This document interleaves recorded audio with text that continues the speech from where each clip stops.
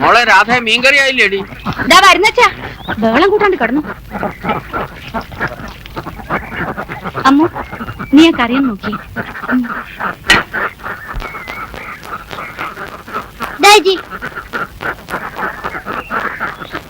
എടാ ഇങ്ങടാ, ഇത് എത്ര കാശുണ്ടടാ? എനിക്കറിഞ്ഞൂടാ. നിനക്ക് അറിഞ്ഞൂടെ? 50 താറാമുട്ടിക്ക് 25 രൂപ എവിടുത്തെ കണക്കാടാ? എനിക്കറിഞ്ഞൂടെ ചേച്ചി, അച്ഛൻ തന്നെ അയച്ചതാ.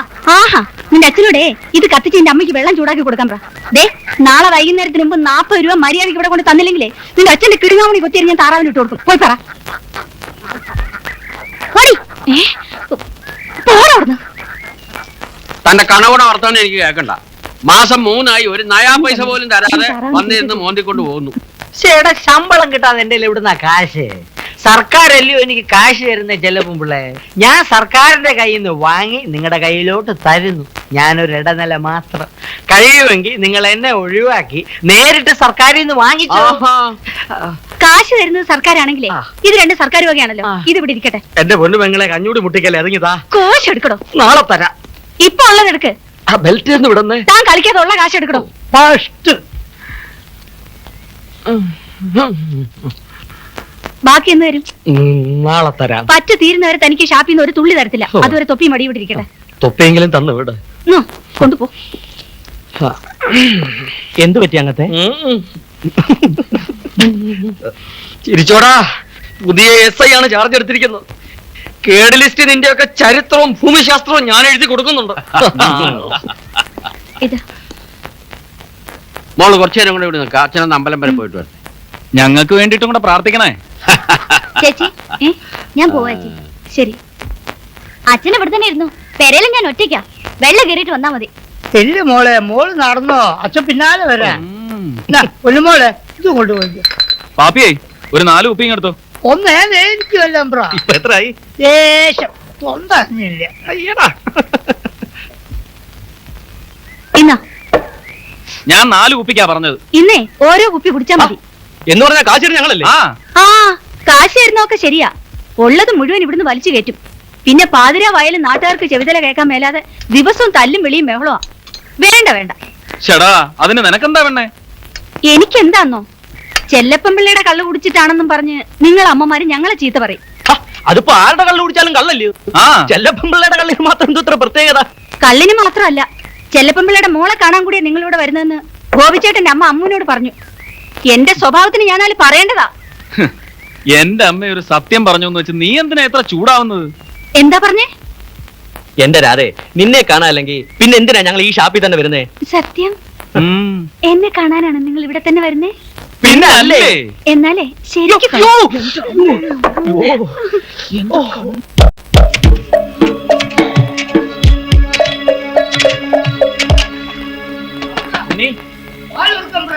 ഉണ്ണി, ഉണ്ണി ഞങ്ങളാ. കഥ ഉണ്ണി. ഗോപിയുടെ അച്ഛനോ? എന്തുപറ്റി? ഞങ്ങളുടെ മഠം ഏമനക്കാരുടെ ആൾക്കാർ പൊട്ടിക്കാൻ വന്നു. തടയാൻ ചെന്ന് രവിയും ഗോപിയും പോലീസുകാരെ പിടിച്ചോണ്ടുപോയി.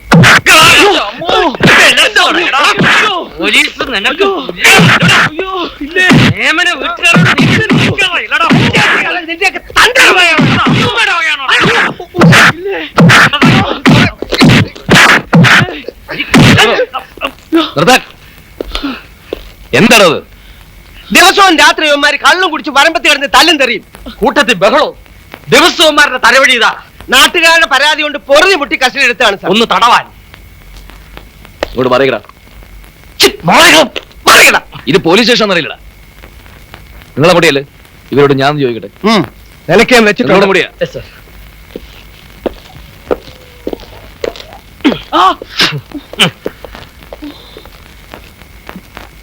സത്യം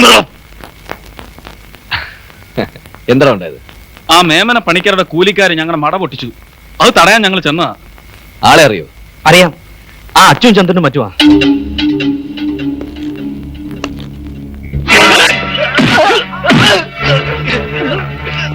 സത്യം പറഞ്ഞില്ലെങ്കിൽ നീയൊന്നും ജീവിതകാലത്ത് നിവർന്നു കിടക്കില്ല. ആര് പറഞ്ഞിട്ടാ മട പൊട്ടിച്ചത്? അത് പറഞ്ഞാ ഞങ്ങളെ കൊല്ലും. പറഞ്ഞില്ലെങ്കിൽ നിന്നെ കൊല്ലാതെ കൊല്ലും. പറയാം. മേമനല്ലേ രമേശൻ മുതലാളി പറഞ്ഞിട്ടാ.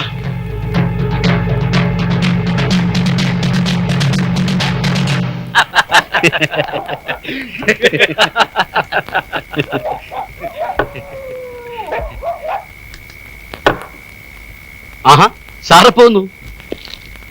വരണം സാർ. ഇത് നമ്മുടെ പുതിയ എസ് ഐ ആണ്. എടാ ജോസേ, ഒരു പെഗ് കൂടി കുടിക്കടാ. രമേശ് ഒന്ന് വന്നേ. Sorry, 1 minute. ശരി.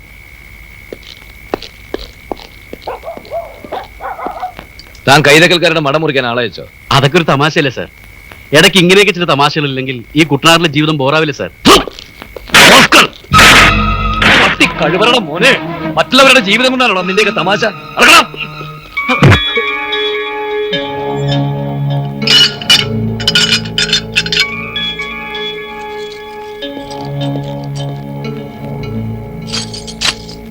ഏത് ദേവേന്ദ്രം എന്ന് പറഞ്ഞാലും നാളെ നേരം എടുത്ത് ഞാൻ വരുന്നവരെ ഇയാളെ പുറത്തു വിട്ടൂടാ. വിട്ടാ തന്റെ തൊപ്പി കാണുകയല്ലേ, മനസ്സിലായോ? എന്റെ കുഞ്ഞെ, ആരാണോ എന്റെ അനിയനെ കസ്റ്റഡിയിലെടുത്ത്? അത് ഞാനാ, സബ് ഇൻസ്പെക്ടർ ഉണ്ണികൃഷ്ണ വാര്യർ. എന്തോ വേണം? ഇവനെ ഇറക്കി വിടണം സർ. ഒരാളെ കസ്റ്റഡിയിലെടുത്താ ഞങ്ങൾക്ക് ചില നടപടിക്രമങ്ങളൊക്കെ ഉണ്ട്. അത് പൂർത്തിയാകാതെ എനിക്കൊന്നും ചെയ്യാൻ വയ്യല്ലോ. ദിവസവും പട്ടുമത്തെ കിടന്ന് ഉറങ്ങുന്നതല്ലേ, പോലീസ് ലോക്കപ്പിൽ കിടക്കുന്ന സുഖം കൂടി അനിയനൊന്നും അറിയട്ടെ. സാറിയല്ലേ, മേമന മാധവ് പണിക്കരുടെ മകനെ കസ്റ്റഡിയിലെടുക്കാൻ മാത്രം താൻ വളർന്നു അല്ലേ? ഓ, അതിന് ഞാൻ പോലും വേണ്ട, ഇവിടുത്തെ കോൺസ്റ്റബിൾമാര് മതി. അവർക്ക് നാണായതുകൊണ്ട് ആ ജോലി ഞാൻ ചെയ്തെന്ന് മാത്രം. എടോ, ആരോടാണ് കളിക്കുന്നതെന്ന് തനിക്ക് ശരിക്കും അറിയില്ല. 24 മണിക്കൂറൊന്നും തന്നെ ഞാൻ കാണിച്ചു തരാം. വിരല് ചൂണ്ടി സംസാരിക്കരുത്, അത് ഞങ്ങൾ പോലീസുകാർക്ക് തീരെ ഇഷ്ടമല്ല. We never tolerate it. Shut your bloody mouth, you idiot. Who the hell you think you are? Don't play your dirty games anymore. കൂടുതൽ വിളച്ചിലെടുത്താലുണ്ടല്ലോ, അനിയന്റെ കൂടെ അണ്ടർവെയർ നിന്നെ ഞാൻ അകത്ത് നിർത്തും. ചൊട്ട കാശിന് വിലക്കെടുക്കാനാവാത്ത ചില ആമ്പിള്ളേരെങ്കിലും പോലീസ് ഡിപ്പാർട്ട്മെന്റിൽ ഉണ്ടെന്ന് നിന്റെ മാടമ്പി തന്തയോടൊന്ന് പറഞ്ഞേക്ക്. നാണം കെട്ടവനെ, ഒരു പീക്കർ എസ് ഐയെ കൈകാര്യം ചെയ്യാൻ പറ്റിയില്ലെങ്കിൽ മാധവ പണിക്കരുടെ മകനാണെന്ന് പറഞ്ഞ് എന്തിനാണ് നടക്കുന്നത്? അച്ഛാ, അത് ഒന്നും പറയണ്ട, കടന്നു പൊയ്ക്കാനോ മീന് വിളിക്കണോ തിരുവനന്തപുരത്തേക്ക്? ആർക്കാണാവോ? തന്റെ മുത്തച്ഛനെ. എടോ, നമ്മുടെ MLA വിളിക്കാൻ. എന്റെ പൊന്നു കുഞ്ഞെ, ഞങ്ങൾ മനസ്സാ വാച അറിഞ്ഞല്ല. എനിക്ക് ചെയ്യാവുന്നൊക്കെ ഞാൻ ചെയ്തതല്ലേ.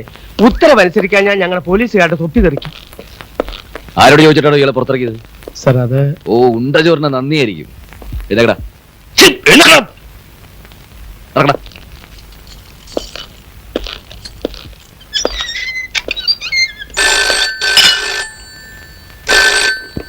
Hello, police station? Yes sir, ഉണ്ട് സർ, വിളിക്കാം സർ. തിരുവനന്തപുരത്ത് നിന്ന് ആഭ്യന്തരമന്ത്രിയുടെ ഓഫീസിൽ നിന്നാണ്. ഞാൻ എന്താ വരുന്നു, ഹോൾഡ് ചെയ്യാൻ പറ. തനിക്ക് പോവാം.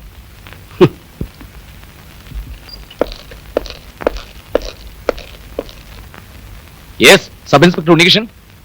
ആ, ആഭ്യന്തരമന്ത്രി കൊടുക്ക്. തിരുവനന്തപുരത്ത് നിന്ന് കോൾ എന്ന് പറഞ്ഞപ്പോ തന്നെ അയാൾ ഇറക്കി വിട്ടു കഴിഞ്ഞു സാർ. ഉണ്ണി, നീ വെറുതെ ഡെസ്പാവണ്ട. ഞാൻ ആഭ്യന്തരമന്ത്രി എന്ന നിലയ്ക്കല്ല വിളിച്ചത്. കാലത്ത് 6 MLA-മാരാ എന്നെ വിളിച്ച് മാധവ പണിക്കരുടെ മകനെ വിടിയിക്കണമെന്നും നിന്നെ സ്ഥലം മാറ്റണമെന്നും നിർബന്ധിച്ചത്. ഞാനാ നിന്നെ അവിടെ നിയമിച്ചതെന്നും അത് നിന്റെ ആവശ്യപ്രകാരമാണെന്നും നിന്റെ ആവശ്യമെന്ന് പറയുന്നത് എന്റെയും കൂടി ആവശ്യമാണെന്നും നമ്മൾ ഒരു കളരി പയറ്റിയവരാണെന്നും അവന്മാരടുത്ത് പറയാൻ പറ്റുമോ? രാഷ്ട്രീയമല്ലേ മോനെ. ഞങ്ങൾ കളിക്കുന്ന കളിയൊന്നും നിനക്ക് മനസ്സിലാവില്ല. ആരെയും പിണക്കാൻ വയ്യല്ലോ. ചെകുത്താനെയും ദൈവത്തിനെയും ഒരു വണ്ടിക്ക് കെട്ടിയിട്ട് അടിക്കുന്ന പണിയാ ഞങ്ങളുടേത്. പിന്നെ നീ സൂക്ഷിക്കണം. മേമനപ്പണിക്കർ നിസാരക്കാരനല്ല. വലുതാവുന്ന കാര്യത്തിനൊന്നും കയറി പിടിക്കരുത്. പിടിച്ചാലത് പിടിയായിരിക്കണോടാ. വെറുതെ വാല് മുറിയരുത്. നീ എനിക്ക് നാണക്കേട് ഉണ്ടാക്കി വെക്കരുത്. Carry on. വെക്കട്ടടാ.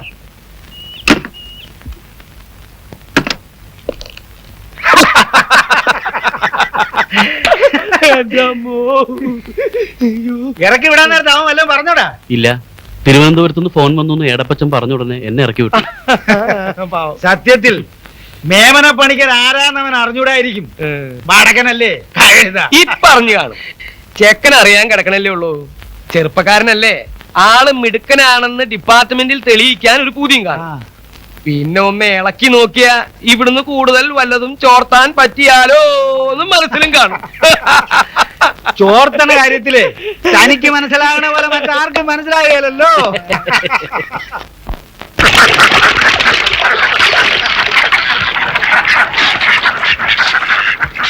മട പൊളിക്കുന്ന പണി മേമന പണിക്കർ ഇന്നും ഇന്നലെയും തുടങ്ങിയതല്ല.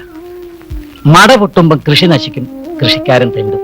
അടുത്ത വിളവെടുക്കുന്നത് വരെ പിന്നെ പണിക്കരോട് കാശ് കടം വാങ്ങാതെ ജീവിക്കാൻ ഗതിയില്ലാതാവും. അങ്ങനെ ആ നാട്ടുകാരി പലരുടെ ആധാരം മേമനപ്പണിക്കരുടെ പെട്ടിയിലായത്. വെറും 500 രൂപയാ ഇവന്റെ അച്ഛൻ പണിക്കരോട് കടം വാങ്ങിച്ചത്, വീടും പറമ്പും പണയത്തിന്. അന്ന് മട പൊട്ടിയതല്ല, പൊട്ടിച്ചതാ. പലിശയും പലിശയുടെ പലിശയും പെരുകി. ഗോപാലൻ നായർ നട്ടം തിരിഞ്ഞു. ഒടുക്കം ജപ്തി നോട്ടീസ് വന്നു. ഒരാഴ്ചത്തെ സാവകാശമെങ്കിലും തരണേന്ന് പറഞ്ഞ് പണിക്കരോട് ഗോപാലൻ നായർ കെഞ്ചി നോക്കി. ഇടോ, 3 കൊല്ലമായിട്ടുണ്ടാകാത്ത കാശ് ഒരാഴ്ച കൊണ്ടുണ്ടാകും എന്ന് ഞാൻ വിശ്വസിക്കണം, അല്ലേ? എത്രാമത്തെ അവധിയാണോ ഇത്? പണിക്കരെ, സാവിത്രിക്ക് 10 തികഞ്ഞിരിക്കുകയാണ്. ശ്വാസം കഴിക്കാൻ എനിക്കൊരു ഇടം തരണം. തന്റെ ഭാര്യയ്ക്ക് 10 മാസം തികഞ്ഞത് ഞാനൊന്നും ചെയ്തിട്ടല്ലല്ലോ. തിരിച്ചു കൊടുക്കാൻ വകയില്ലാത്തവൻ കാശ് കടം വാങ്ങിക്കാമോ ഗോപാലൻ നേരെ? എനിക്ക് എന്റെ കാശ് കിട്ടണം. മേടിച്ചതിന്റെ ഇരട്ടി പലിശ ഇനത്തിൽ ഞാൻ തന്നു കഴിഞ്ഞല്ലോ പണിക്കരെ. ആ കണക്ക് ഞാൻ പറയുന്നില്ല. ഞാൻ നാട് വിട്ട് പോകാനും പോകുന്നില്ല. ഇവിടത്തെ കാശ് എന്റെ കൊക്കിൽ ജീവനുണ്ടെങ്കിൽ ഞാൻ കണക്ക് തീർത്ത് തരും. നിവൃത്തികേട് കൊണ്ട് ഒരാഴ്ചത്തെ ഒഴിവേ ഞാൻ ചോദിക്കുന്നുള്ളൂ. ഒരു വഴി കാണണ്ടേ? ആ പോട്ടെ, അവസാനമായി ഒരു 4 ദിവസം കൂടി ഞാൻ തരാം. അതിനുശേഷം അവധി തരുന്ന പ്രശ്നമേ ഇല്ല. വെള്ളിയാഴ്ച എന്റെ കാശ് കണക്ക് തീർത്ത് ഇവിടെ എത്തിച്ചില്ലെങ്കിൽ വീടും പറമ്പും ഞാൻ നടത്തിച്ചെടുക്കും. അത് തീർച്ചയാ. കുറച്ച് കാശ് സംഘടിപ്പിക്കാൻ ഞാനും ഗോപാലൻ നായരും കൂടെ ആലപ്പുഴ വരെ പോയി നോക്കി. ഒന്നും ശരിയായില്ല. വെറും കൈയോടെ തിരിച്ചു പോന്നു. തമ്പ്ര, ഗോപാലൻ തമ്പ്ര, മേമനക്കാര് വന്ന് തമ്പ്രാട്ടിനും കൊച്ചിനും വീട്ടിൽ നിറക്കി ചട്ടിയും കാലൊക്കെ വലിച്ച് പുറത്തുണ്ട്. ഒന്ന് ഓടി വരുന്ന ചതിച്ചോ? കരയാ സൗത്രി, ഈ 19 ഇരിക്കുന്ന സമയത്ത് വിഷമം കയറുന്നത് നല്ലതല്ല. ഗോപാലട്ടൻ രാഘവട്ടൻ ഒന്ന് വന്നെത്തിക്കോട്ടെ. എല്ലാത്തിനും ഒരു വഴി കാണാതിരിക്കില്ല. അതുവരെ ഞങ്ങളുടെ വീട്ടിലേക്ക് പോവാം. ഒന്ന് വേഗം ആകട്ടടാ, നേരം വൈകുന്നു. എനിക്ക് വേറെ പണിയുണ്ട്. നടപടി പശുവൊന്നുമില്ലല്ലോ. ഒന്നുമില്ല കുഞ്ഞ്. അങ്ങൊന്നിനും എനിക്കും ഇതൊന്നും പുത്തരിയല്ലല്ലോ.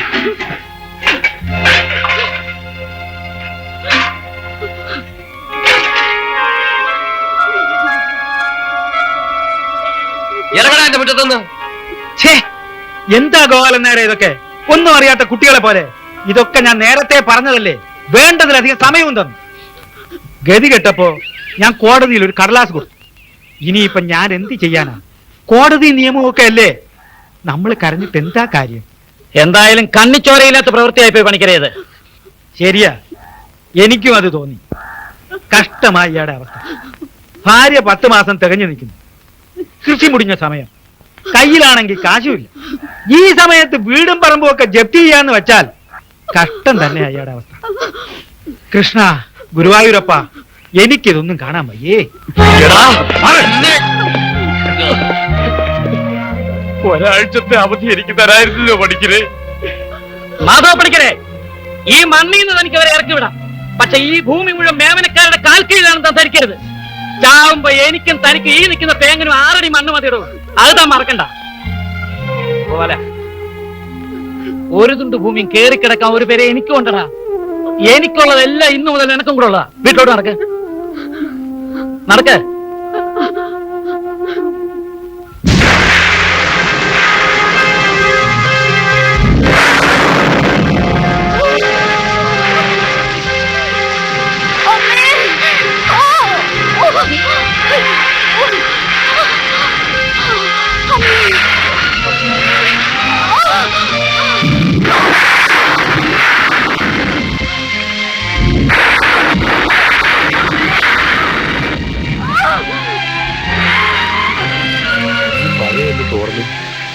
നേരം വെളുപ്പിടുന്നെങ്കിൽ എന്റെ ഈശ്വരൻ. എനിക്ക് ഒറ്റയ്ക്ക് വയ്യ. ആരെങ്കിലും വേഗം വിളി. സാവിത്രിക്ക് ഇടയ്ക്ക് ബോധം പോണു. അമ്പലപ്പുഴ ഡോക്ടറെ വിളിക്കണം. എനിക്ക് പേടിയാവുന്നു. ഞാൻ അപ്പഴേ പറഞ്ഞ തേങ്ങനെ പറഞ്ഞു വിടണ്ട. നീ തൊപ്പിക്കൊടയും എടുത്തേ. ഗോപാല ഞാൻ വള്ളം ഇറക്കാം, നീ ഇവിടെ ഇരിക്കാം. വേണ്ട ചേട്ടാ, ഞാൻ പോവാം.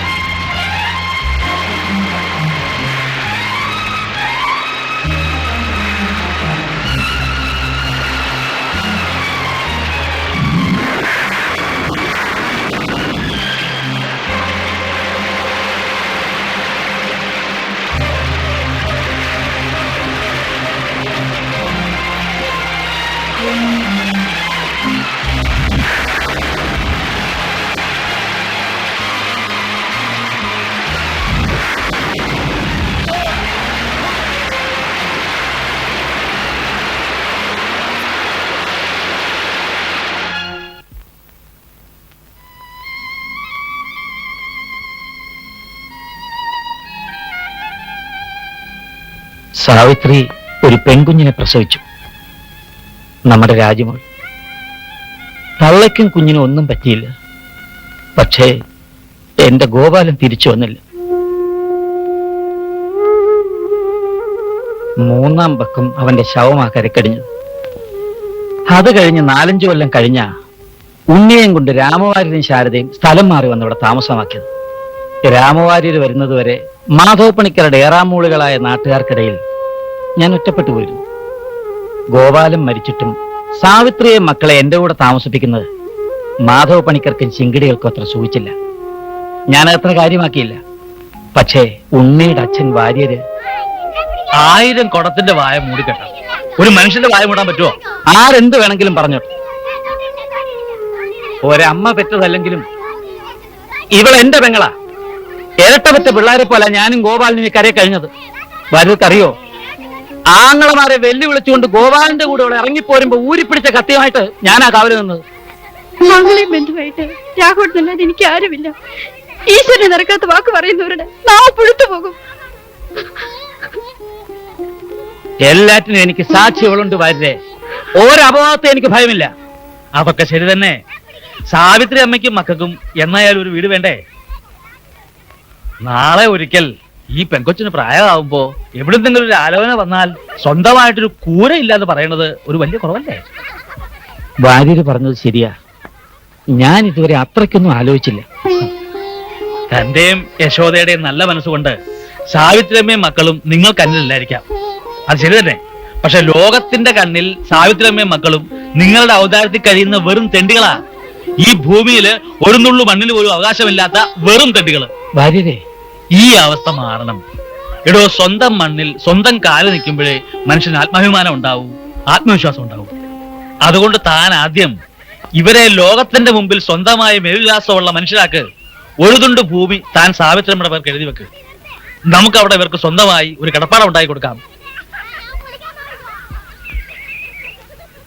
നിങ്ങൾ ഈ പറഞ്ഞത് നന്നായി വാര്യരെ, വളരെ നന്നായി.